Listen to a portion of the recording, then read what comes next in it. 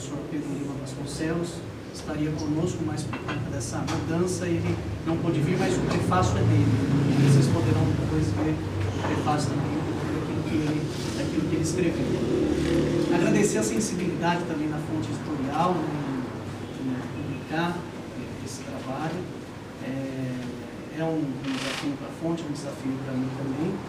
E, sobretudo, por aquilo que nós entendemos como estudo de história do cristianismo, nas várias formas, nas várias perspectivas de se fazer isso, né?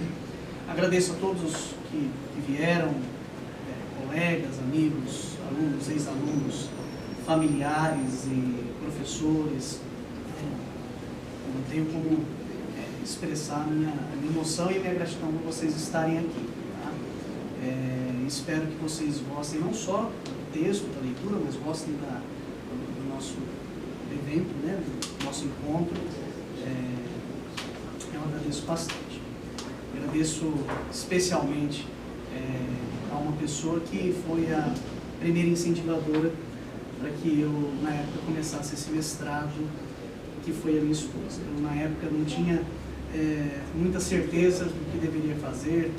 Conversei até na época com o professor Rondônio sobre fazer História, Ciências da Religião, e ela me incentivou bastante mesmo, porque ela já tinha formação em Ciências da Religião e me convenceu de que seria um caminho interessante naquele momento. Bom, tentando simplificar e sintetizar bastante na resposta daquilo que o Eduardo colocou, esse texto do Eusébio de Cesareia, da mesma maneira que ele é considerado atual para alguns que entendem ainda, depois de 1700 anos, um texto atual, porque entendem que a história é resultado da providência divina, para outros ele já é um texto que pode ser considerado superado do ponto de vista historiográfico. Eusébio tem vários textos, esse História Eclesiástica não é o único. Eu não me preocupei em comentar todo o livro, eu peguei apenas um bloco da obra, que foi o bloco final, os 3 últimos capítulos, né, que nós chamaríamos hoje de capítulos.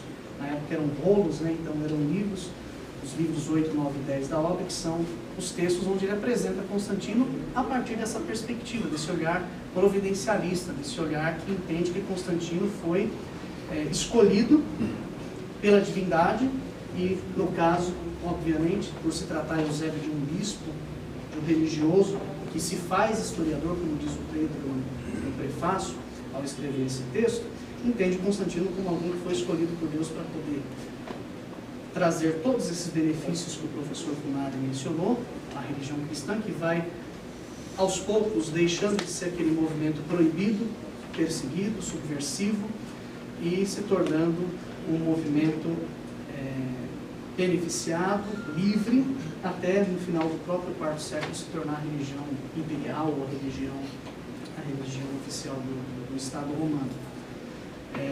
E poderia pegar vários pontos aqui, mas não é a nossa ideia. A ideia é que vocês leiam e vejam esses pontos com detalhes, né? Mas para pensar apenas eu vejo a atualidade desse texto muito mais como texto, mas como uma realidade na nossa sociedade. A gente pode, por exemplo,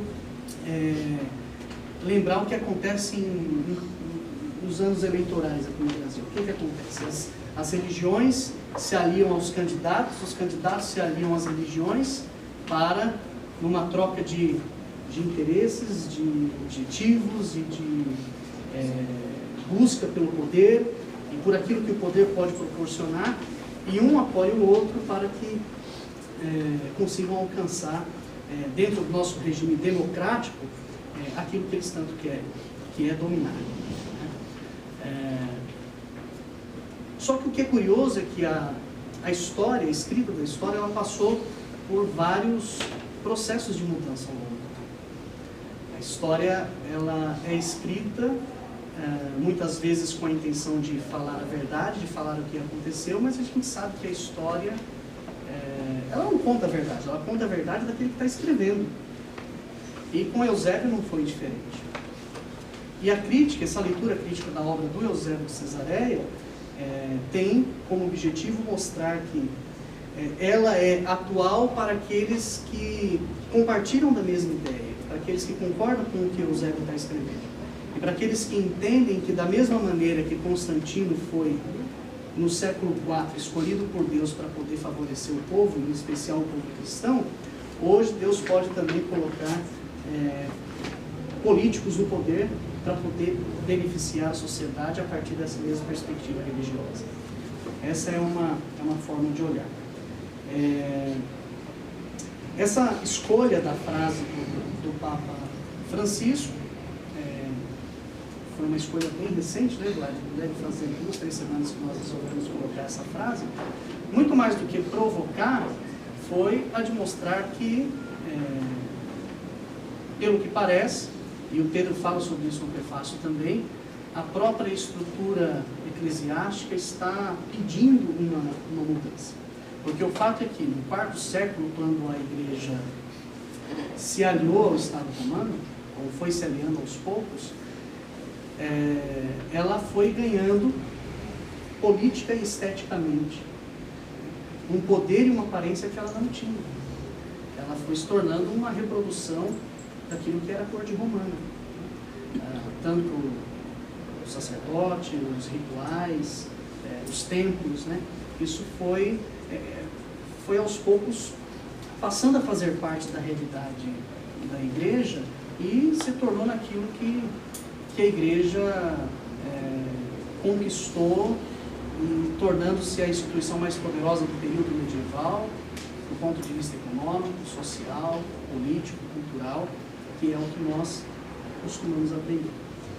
Então eu chamaria atenção para esse pequeno item, né? Essa curiosidade de que, da mesma maneira que Eusébio viu Constantino como um resultado da providência divina, da escolha divina para poder favorecer a sociedade, e eu não tenho aqui o compromisso de dizer que Eusébio estava falando a verdade ou não, porque não é esse o nosso objetivo, tampouco reproduzir o retrato verdadeiro de Constantino, contrapondo de Eusébio, mas olhar para a maneira como ele reproduziu Constantino, e mostrar que hoje as coisas continuam acontecendo da mesma maneira.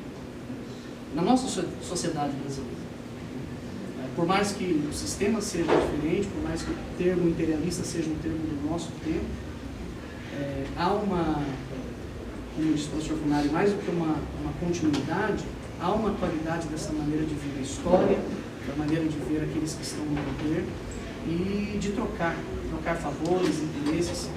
Tanto que o título original do trabalho, quando eu entreguei a dissertação, era o início das relações de poder entre a Igreja e o Estado. Era esse o título. E essas relações de poder continuam existindo. Eu gostaria de fazer um comentário sobre a maneira como a editora preparou o texto, porque antes ele estava feito com notas de rodapé, né? E foi muito interessante a forma como a diagramação foi feita. A editora optou por colocar as notas sempre no final de cada capítulo. O que isso trouxe de benefício, na minha opinião? Eu fiz a leitura depois nesse formato e deu para perceber o seguinte: aquele que é um leitor ainda iniciado, que tem interesse no tema, que tem interesse em história, mas que ainda não está preocupado com uma leitura mais complexa, mais pesada, mais aprofundada, não precisa nem recorrer às